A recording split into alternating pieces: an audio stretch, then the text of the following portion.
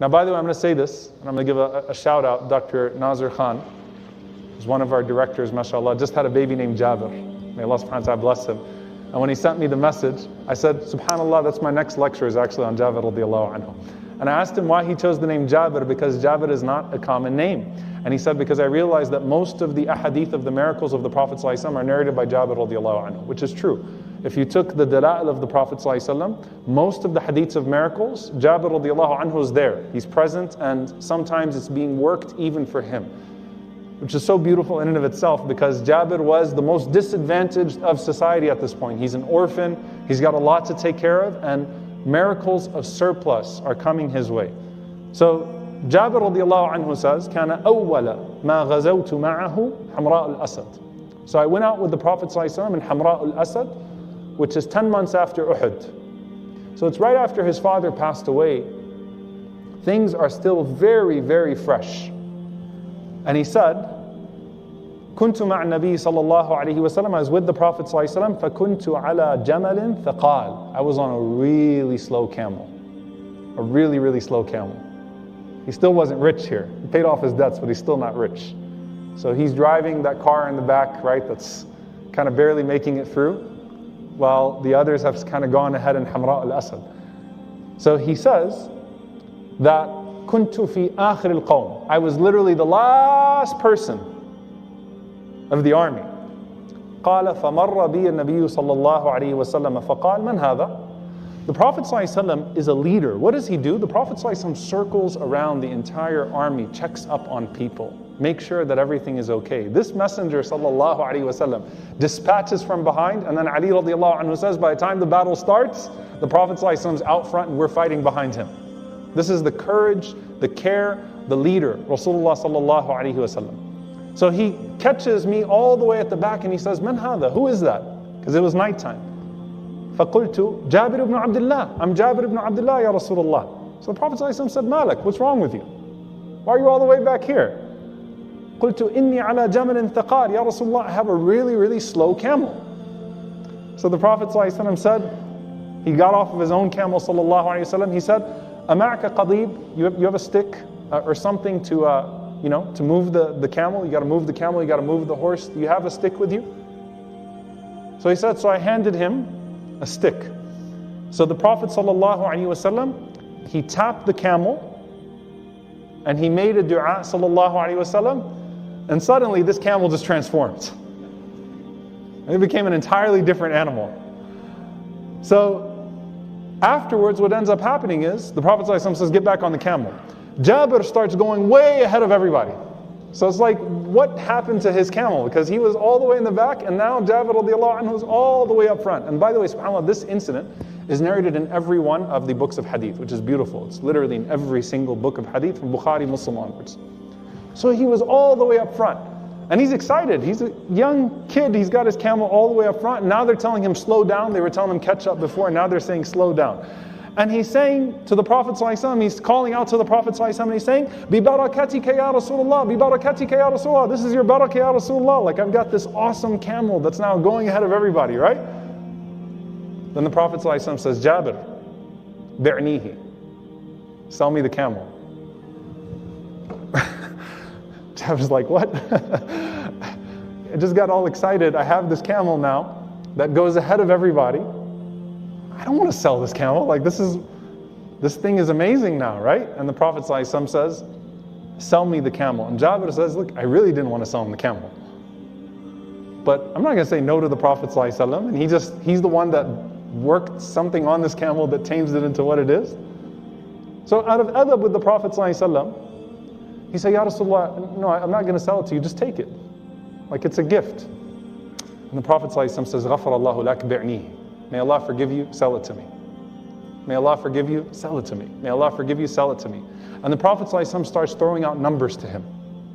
May Allah forgive you, sell it to me. May Allah forgive you, sell it to me. And I'm like, Ya Rasulullah, take it. May Allah forgive you, sell it to me. Ya Rasulullah, take it. May Allah forgive you, sell it to me. And he said, radiyallahu ta'ala anhu, استغفر لي رسول الله صلى الله عليه وسلم ليلة البعير 25 مرة. He said, the Prophet ﷺ made istighfar for me. He sought forgiveness for me on the night of the camel. So he has a name for it, the night of the camel. He said he sought forgiveness for me 25 times. Meaning 25 times the Prophet ﷺ said, Ghafarallahu lak. May Allah forgive you. Just sell it to me. Stop trying to give it to me. Sell it to me. I'm trying to give you money here. And the Prophet ﷺ puts out a number. So eventually, fine, 4 dinars and a little bit more. The Prophet ﷺ would always give more than what he agreed upon. Sallallahu Alaihi Wasallam. That was his deal. And Jabir radiallahu anhu agrees to it just finally at the end. And Jabir radiallahu anhu says, Ya Rasulullah, can I ride it at least till we get back to Medina? The Prophet ﷺ said, fine, you can have it until Medina. Right? Go ahead and ride it back to Medina. And the Prophet ﷺ he smiles at him, and the Prophet ﷺ goes next to him, and the Prophet ﷺ, he grabs the reins of the camel as it's going forward, and the Prophet ﷺ says, Al-jamalu jamaluna. Al-jamalu jamaluna. This camel is our camel. You know that, right?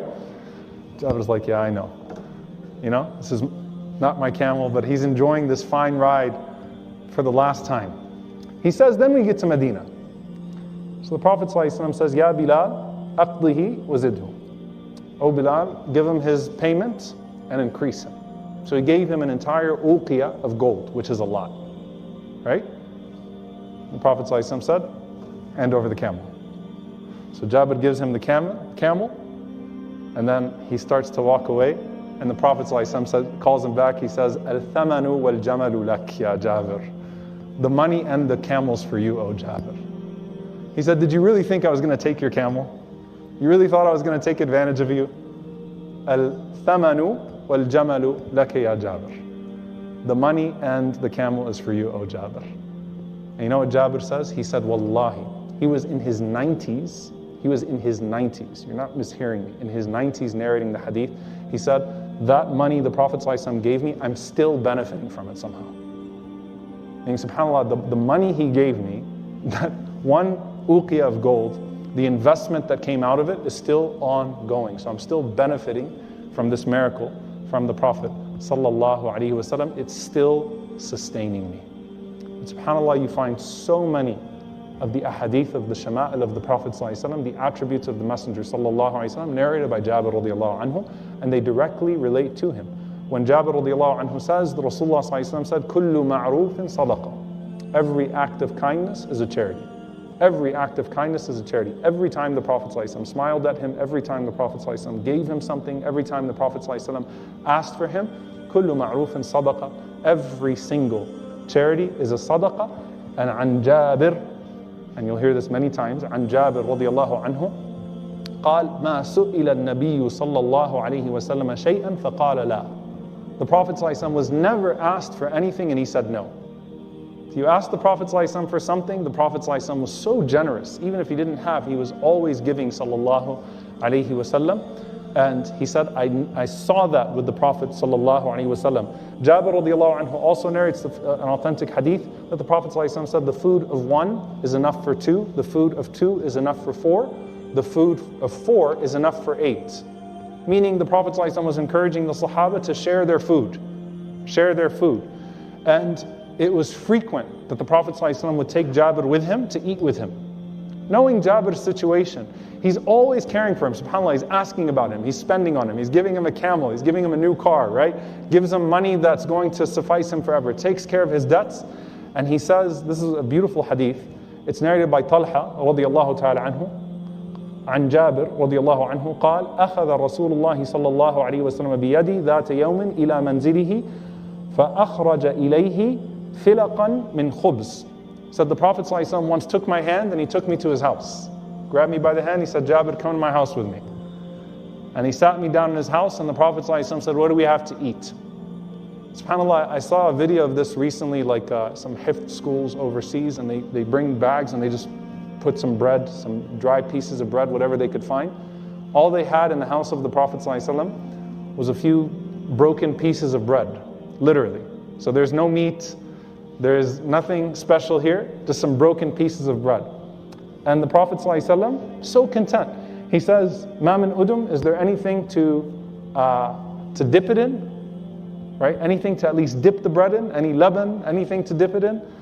And they said, the only thing we have is shay'un min al-khal. We just have a little bit of vinegar. The Prophet ﷺ said, ni'mal udum. Vinegar is a great dip. SubhanAllah, look how simple. So the Prophet ﷺ said, bring me the vinegar. So he put the vinegar, and Jabir radiallahu anhu says, فَمَا زِلْتُ أُحِبُّ الْخَلَّ مُنْذُ سَمِعْتُهَا مِنْ نَبِيِّ اللَّهِ صَلَّى اللَّهُ عَلَيْهِ وَسَلَّمَ. From that day, I started loving vinegar from the moment that I heard the Prophet ﷺ say, what a great thing to dip your bread in, just vinegar. Because most people would belittle it and say, that's all we have, some vinegar. And he said, ni'mal udum. What a great dip it is to dip into vinegar. And Jabir says, I started loving to dip my bread in vinegar.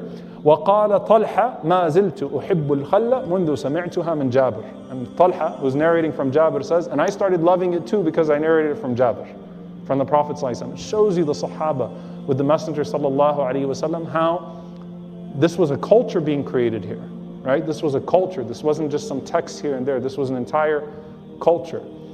And then you have another time where Jabir gets sick. عادني رسول الله صلى الله عليه وسلم وأنا لا أعقل. He was so sick, radiallahu ta'ala anhu. You know, when you're so sick, you can't even think properly, you can't even move, you can't stand up, the fever is so hot. So the Prophet ﷺ came to visit me, and I was so sick. فَتَوَضَّأَ وَصَبَّ عَلَيَّ مِنْ وُضُوئِهِ. The Prophet ﷺ made wudu into a vessel, and then he poured the water onto me. And he said that it was as if I was completely healed instantly. SubhanAllah, this is the care of the Prophet ﷺ, another miracle from the Messenger sallallahu alayhi wasallam. Then you have Khandaq, Battle of the Trench. What a beautiful story, subhanAllah, in these moments. He said that during the trench, the day of the trench, Khandaq, he said they came to the Prophet ﷺ and they complained to him when they came across a boulder that they couldn't move as they were digging the trench. And he said, I saw the Prophet ﷺ and he said, I'm coming. And Rasulullah ﷺ got up and he had stones tied to his stomach. And he said he was so starved, sallallahu alaihi wasallam, that his stomach was bloated. You know, like when someone's bloated out of hunger, the Prophet, he'd never seen the Prophet ﷺ in that sight before. So the Prophet ﷺ was starving so much that he was bloated out of his hunger, sallallahu alaihi wasallam. And they recognized that extreme hunger. So the Prophet ﷺ is going, and he said that we had not tasted food, meaning the companions, in 3 days. So what about the Prophet ﷺ? He always ate last. He always served others before himself. So you can only imagine how long it was before the Prophet ﷺ got to taste some food. So he said the Prophet ﷺ came and he struck the boulder and he continued to dig with them. And he said that I went to my wife, Suhayma. I said to her, I saw the Prophet ﷺ in a way that I can't handle. I can't bear to see him this way.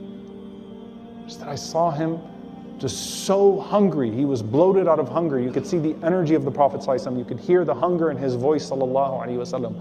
So it bothered him. So he said, I said to my wife, do you have anything for us to serve him?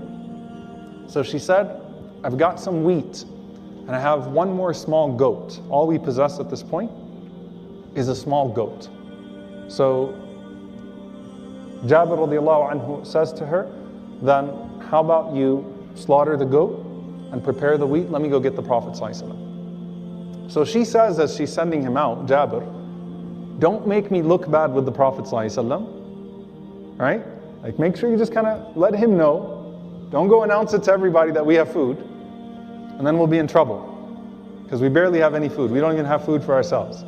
So a little bit of food maybe, you know, for the Prophet ﷺ and maybe one or two other people. So Jabir radiallahu anhu says, I walked up to the Prophet ﷺ in the Khandaq. I whispered to him, I said, Ya Rasulullah, I've got a little bit of food. If you want to come, you, maybe one or two other of the companions, come to my house. It doesn't work with the Prophet ﷺ. So he said, Qama alayhi salatu wassalam. Qala ya ahla Khandaq. The Prophet ﷺ didn't stand up and say one tribe. He stood up in the trench and he said, Ya ahla Khandaq, all people of the trench. O people of the trench, inna Jabiran qad sana'a su'ran. Jabir has prepared a dish for us. فَحَيَّ هَلًّا بِكُمْ. Come on, let's go to Jabir's house. All of us. Put down the shovels, the axes. Can you imagine Suhayma in the house hearing the traffic coming to her home with the Prophet ﷺ? So Jabir is like, I'm in trouble. And the Prophet ﷺ says to Jabir, listen, go tell your wife to not touch the meat or the bread until I get there. Tell her, keep the meat and the bread in the pots until I get there. So Jabir is running home, trying to get ready, and he said, I told her that the whole army is coming with me. And she said, what did you say to him? And he said, I said what you told me to say. I just said, I have enough food for you and maybe one or two other people. And she said, well, did he ask you to prepare for everybody? So Jabir radiallahu anhu said, yes. So she was content, a righteous woman. The Prophet ﷺ is going to take care of us somehow. Let's see how this goes, right? And so the Prophet ﷺ comes to the house before everybody else. He says, where is the pot of meat? Where is the pot of bread? She was trying to make some stew with the little meat she had, get the bread ready. And the Prophet ﷺ, he took some of his spit, his blessed spit, alayhi salatu wasalam, he put it in the pots, and then the Prophet ﷺ made dua. And Rasulullah ﷺ started to take bread and meat out of the pots, and he started to serve all of the companions with his own blessed hands. Imagine him walking around with the pots, serving the Sahaba. And this is a widely narrated miracle, by the way, from the companions. They don't even know, subhanAllah, how this is all coming out of these two pots. Rasulullah ﷺ is going, he's giving them bread, he's giving them meat. Jabir radiallahu anhu says, Wallahi, there were over 1,000 people that day. 1,000 people that ate from those two pots from the hand of the Prophet ﷺ. And then afterwards, the pots were still full. So it didn't even empty out with them. Rasulullah ﷺ brought back the pots to my wife, and he said to my wife, Kuli hada wa ahdi, eat some of this and then give some of it. فَإِنَّ النَّاسَ أَصَابَتْهُمْ مَجَاعَةٌ. People are hungry these days. SubhanAllah, consideration. So keep this for yourself, enjoy the food, enjoy this blessing from Allah subhanahu wa ta'ala, but people are hungry. So if you see people that are hungry, continue to bestow upon them this blessing that Allah subhanahu wa ta'ala has given to you. So Jabir witnessed that in his own home. He witnessed the miracle in the home of the Prophet ﷺ. He witnessed it with his camel. He's witnessing it with every single fiber of his being, radiyallahu ta'ala anhu.